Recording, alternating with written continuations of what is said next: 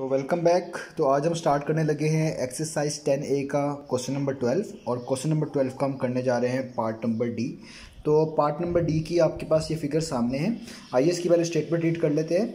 तो स्टेटमेंट है given that A O B and C O D are straight lines. हमारे पास इन हर shapes में जितनी भी यहाँ पे शेप्स गिवन है इसमें जहाँ पे भी ए ओ बी है, जैसे यहाँ पे ए ओ बी ये भी एक स्ट्रेट लाइन है, सी ओ डी और ये भी एक स्ट्रेट लाइन है, ये दोनों स्ट्रेट लाइंस हैं। तो इनका स्ट्रेट लाइंस होना हमारे लिए बहुत इंपॉर्टेंट कंडीशन है, क्योंकि इसकी हेल्प से हमारे पास सारे क्वेश्चन जो है सॉल्व हो जाते हैं। अगर स्ट्रेट लाइंस ना होती तो हमारे लिए काफ़ी प्रॉब्लम आती इनके एंगल्स को सॉल्व करने में।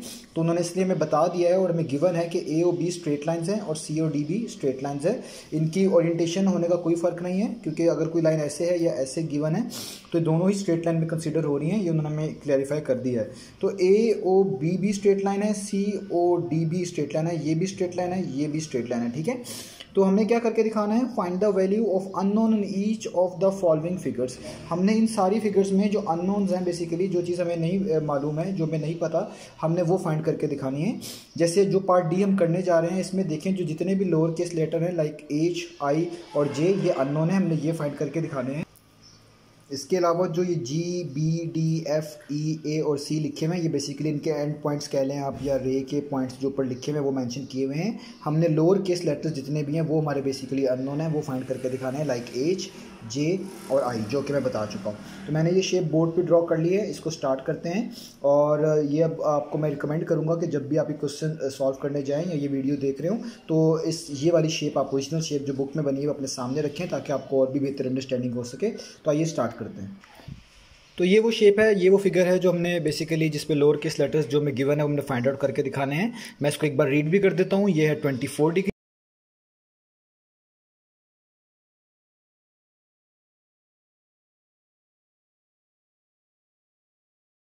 जिस पे ये सारी लाइंस मीट कर रही हैं, इनका कॉमन पॉइंट है।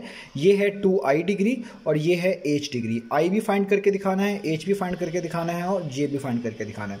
तो किस तरह स्टार्ट लें, तो इसमें आपकी चॉइस हो सकती है कि आप कोई भी स्टूडेंट जो है उसको अपने लिहाज से अप्रोच कर सकता है, अगर वो सारी प्रॉपर्टीज़ जानता है। इसमें कोई एक स्पेसिफिक रूल नहीं है कि जो हमेशा फॉलो किया जाए और वही रिजल्ट्स जो है निकाल लिए जाए। तो हो सकता है कोई पर्सन ये वाली साइड पहले सॉल्व करे, इन एंगल्स को पहले सॉल्व करने की कोशिश करे, कोई पहले कोई और प्रॉपर्टी यूज़ करे। तो ये आप पे डिपेंड करता है आप कितने अच्छे हैं और आपको कितनी अच्छी प्रॉपर्टीज़ इसके आती हैं इस कंटेंट के अंदर, तो आप उस लिहाज से उसको यूज़ कर सकते हैं। तो मैं कहाँ से इस क्वेश्चन को स्टार्ट लेने जा रहा हूँ। मैं सबसे पहले जो मेरे पास ये लाइन है ए ओ बी, ये मैंने यहाँ पे मार्कर रखा हुआ है, आप देख रहे होंगे ये लाइन है ए ओ बी, ये एक स्ट्रेट लाइन है।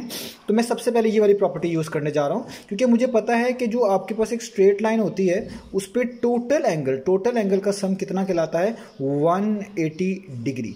तो ये उन्होंने खुद ही गिवन के अंदर है हमें कि ये ए ओ बी एक स्ट्रेट लाइन है। तो इस पर जो ये टोटल एंगल है ना, यहाँ से लेकर इस लाइन से लेकर और वापस इसी लाइन के दूसरे एंड तक, यहाँ तक, ये टोटल एंगल 180 के इक्वल होने चाहिए। तो कितने एंगल यहाँ पे बने हुए हैं, एक बना हुआ है 2i, एक बना हुआ 104, एक बना हुआ 32, एक बना हुआ है आपके पास 32, यहाँ तक ये तो दूसरी तरफ चले जाता है। तो जो टोटल एंगल्स आपके पास आ रहे हैं ए ओ बी लाइन पे वो 3 आ रहे हैं, 2i, 104 और 32। तो इस रूल के मुताबिक हमें पता है, इस प्रॉपर्टी को हमने देखा हुआ है कि स्ट्रेट लाइन पे टोटल एंगल का सम कितना होता है, 180। तो अगर मैं इन सब एंगल्स को सम करूं जो सिर्फ ए ओ बी लाइन के ऊपर है, ए ओ बी लाइन के ऊपर है, यानी 2i, 104 और 32, तो इन तीनों का सम किसके इक्वल आना चाहिए, 180 के इक्वल। तो इसलिए मैं इन तीनों का सम किसके इक्वल रखने लगा हूँ, 180 के इक्वल। तो आइए स्टार्ट करते हैं। तो मैं लिखूंगा यहाँ पे 2i degree plus 104 degree plus 32 degree, ये किसके इक्वल आना चाहिए, ये इक्वल आना चाहिए 180 डिग्री के। और मैं इसके आगे रीज़न क्या लिखूंगा, इसकी प्रॉपर्टी क्या यूज़ की है मैंने प्रॉपर्टी यूज़ की है adjacent angles on a straight line. आप लोग जानते हैं इसको मैं ऐसे लिखते हैं, एडजेसेंट एंगल्स क्यों कह रहे हैं, क्योंकि ये 180 वाला जो एंगल है, ये टोटल एंगल जो है ये 3 पार्ट्स में डिवाइड हुआ हुआ है, 3 एंगल्स में डिवाइड हुआ हुआ है, 2i, 104 और 32। और अगर ऐसे एंगल्स जिनका कॉमन वर्टेक्स हो, यानी वर्टेक्स सेम हो, इसी ओ वर्टेक्स से तीनों मिलके बन रहे हैं आपके पास, तो उनको बोलते हैं एडजेसेंट एंगल्स। और ये स्ट्रेट लाइन पे हैं, तो इसलिए मैं लिख रहा हूँ adjacent angles on a straight line. तो एडजेसेंट एंगल्स जो होते हैं ऑन अ स्ट्रेट लाइन, इसके बारे में पहले भी डिस्कशन हो चुकी है, इनका सम 180 के इक्वल होता है। तो ये मैंने इसलिए इन तीनों को सम करके किसके इक्वल रख दिया है, 180 डिग्री के इक्वल। अब इसको सॉल्व कर लेते हैं। यहाँ पे 2i वैसे ही रहेगा प्लस, तो हमने 104 में 32 को क्या कर देना है, ऐड। तो 104 में 32 ऐड करेंगे तो हमारे पास कितना आ जाएगा, ये हमारे पास आ जाएगा 136 डिग्री। ये इक्वल होता है 180 डिग्री के। 2i यहीं पे रहने देते हैं। ये प्लस जो हो रहा है इसको इक्वेशन के दूसरी तरफ मूव करेंगे, ये माइनस हो जाएगा, या आप ऐसे भी कह सकते हैं दोनों तरफ -136 करवा दें तो भी बात सेम ही है। तो ये हो जाएगा 180 डिग्री माइनस 136 डिग्री। ठीक है, तो अब आपने जस्ट 180 में से 136 को माइनस कर देना है। तो 180 माइनस 136 करेंगे तो आपके पास आएगा 44 डिग्री। तो यहाँ पे 44 डिग्री आ गया और यहाँ पे बच जाएगा 2i डिग्री। 2 मल्टीप्लाई हो रहा है, दूसरी तरफ मूव करेंगे डिवाइड हो जाएगा, या आप कह लें दोनों तरफ आप 2 से डिवाइड कर लें, मीनिंग सेम है इसके। तो ये हो जाएगा 44/2। ठीक है, तो 44 को जब आप 2 पे डिवाइड करेंगे तो आपके पास आंसर आएगा 22 डिग्री। तो आपके पास i की वैल्यू निकल आई है, वो निकल आई है 22 डिग्री। और आप डिग्री डिग्री से कंपेयर करें तो आप i की वैल्यू को लिख सकते हैं 22। तो हमने i, h और j में से एक वैल्यू निकाल ली है और वो वैल्यू है i की, जो कि है 22 डिग्री। ठीक है, तो अब जब हमने ये वैल्यू निकाल ली है, अब आगे प्रोसीड करते हैं कि j की और h की वैल्यू कैसे निकालनी है। तो आपने ध्यान में रखना है हमने i की वैल्यू कितनी निकाली है, 22 डिग्री। आइए बाकी वैल्यूज़ फाइंड आउट करते हैं। तो i की वैल्यू मैंने निकाल ली है 22। अब मैं निकालने जा रहा हूँ j की वैल्यू। तो देखें, j की वैल्यू निकालने के लिए आपको कुछ प्रॉपर्टीज़ के बारे में पता होना चाहिए। ये प्रॉपर्टी मैं पहले बता चुका हूँ, मैं यहाँ पर रफली दोबारा से एक एक्सप्लेन कर देता हूँ कि लेट्स से आपके पास एक स्ट्रेट लाइन ये है और एक स्ट्रेट लाइन आपके पास ये है। तो मैंने आपको कहा था जब भी दो स्ट्रेट लाइंस कट करती हैं, किसी पॉइंट पे इंटरसेक्ट करती हैं, टच करती हैं, तो उसमें एंगल्स बनते हैं कुछ, और वो कहलाते हैं वर्टिकली ऑपोजिट एंगल। जैसे अगर लेट्स से ये एंगल आपके पास 2i है और यहाँ पे कोई एंगल, लेट से मैं खुद से आपको समझाने के लिए ये वाली एग्जांपल, तो इसलिए मैं आपको यहाँ पे 2i लिख के दिखा रहा हूँ, और ये j है। जब भी दो लाइंस इंटरसेक्ट करती हैं तो उसमें जो एंगल्स बनते हैं वो वर्टिकली ऑपोजिट एंगल्स बनते हैं। और वो किस तरह होते हैं, ये वाला एंगल इसके वर्टिकली ऑपोजिट है, इसी तरीके से यहाँ पे कोई एंगल बन रहा होगा वो इसके वर्टिकली ऑपोजिट कहलाएगा। तो अभी आपको समझाने के लिए मैंने सिर्फ दो एंगल्स लिखे हैं। तो ये वाला एंगल और ये वाला एंगल दोनों आपस में कहलाते हैं वर्टिकली ऑपोजिट एंगल्स। ठीक है, तो आप यही कंडीशन यहाँ पे कंसिडर करें। COD भी स्ट्रेट लाइन थी और AOB भी स्ट्रेट लाइन थी, और आपको ये दोनों गिवन थी, यानी आपको बुक में बताया गया था कि AOB और COD दोनों स्ट्रेट लाइन्स हैं। तो ये इस पॉइंट पे टच भी कर रही हैं। तो जब भी टच कर रही हैं तो इस रूल के मुताबिक, इस कंडीशन के मुताबिक, तो ये वाला एंगल और ये वाला एंगल आपस में क्या होने चाहिए, वर्टिकली ऑपोजिट एंगल। अभी मैंने आपको समझाया कि ये दोनों आपस में क्या होते हैं, वर्टिकली ऑपोजिट। इस तरीके से ये वाला एंगल इसके सामने आएगा, किसके इक्वल होता है, वर्टिकली ऑपोजिट।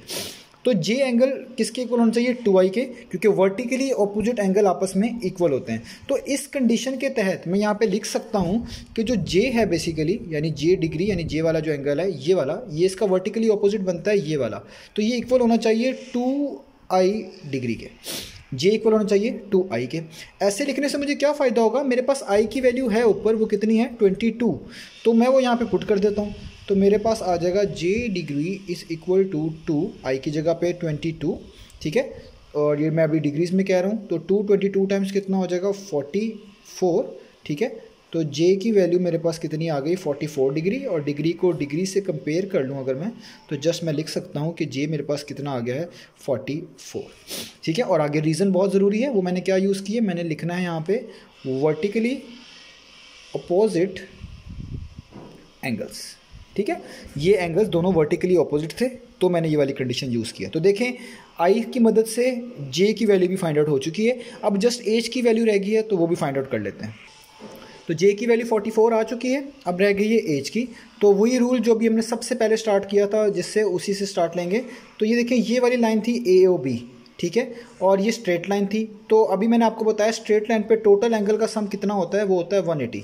तो अगर आप देखें यहाँ तक, जहाँ तक मैंने मार्कर रखा हुआ है, कितने एंगल्स आपके पास बन रहे हैं, तो आपको पता चलेगा वो है H, ये वाला एंगल, इस बॉक्स को आपको पता है क्या पढ़ते हैं, किसकी निशानी होती है, इसका मतलब होता है यहाँ पे 90 डिग्री है, जहाँ पे भी ये बॉक्स बना आता है इसका मतलब 90 डिग्री एंगल है।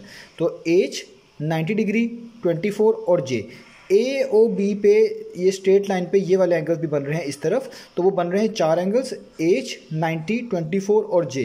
तो जाहिर बात है ये एंगल होना स्ट्रेट लाइन ही है, या एडजेसेंट एंगल होना स्ट्रेट लाइन ही है, जो पहली प्रॉपर्टी यूज़ की थी सबसे पहले। ये सेम वही प्रॉपर्टी यूज़ करके मुझे भी इन सब को दोबारा से ऐड करके किसके इक्वल रखना है, 180 के, क्योंकि स्ट्रेट लाइन पे जो टोटल एंगल बनता है 180 और ये एडजेसेंट एंगल है, तो एडजेसेंट एंगल होना स्ट्रेट लाइन का सम होता है 180। तो मैं यहाँ पे लिखने लगा हूँ H डिग्री प्लस इस बॉक्स को आपको पता है 90 डिग्री बोलते हैं, प्लस ये 24 है, 24 डिग्री प्लस जे की वैल्यू मैं फाइंड आउट कर चुका हूँ, वो कितनी है 44, तो वही यहाँ पे डायरेक्ट लिख रहा हूँ।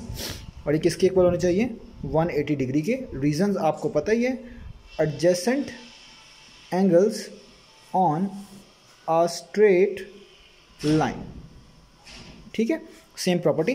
तो ये बहुत इजी क्वेश्चन बन चुका है। अब आपने जस्ट इन तीनों वैल्यूज़ को ऐड करना है, यानी आपने 90 में प्लस करना है 24 और उसमें प्लस कर देना 44, तो आपके पास आ जाएगा 158।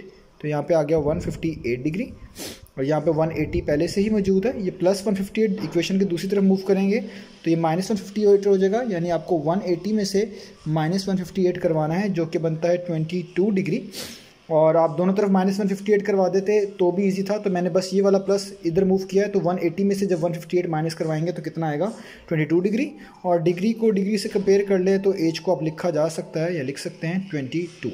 तो हमारे पास तीनों वैल्यूज़ आ गई। तो आई था 22, जे था 44 और एच भी कितना आया 22। तो ये हमारा प्रोसीजर तो यहाँ ख़त्म हुआ और ये हमारा पार्ट भी ख़त्म हुआ। तो ये थे इसके सोल्यूशन।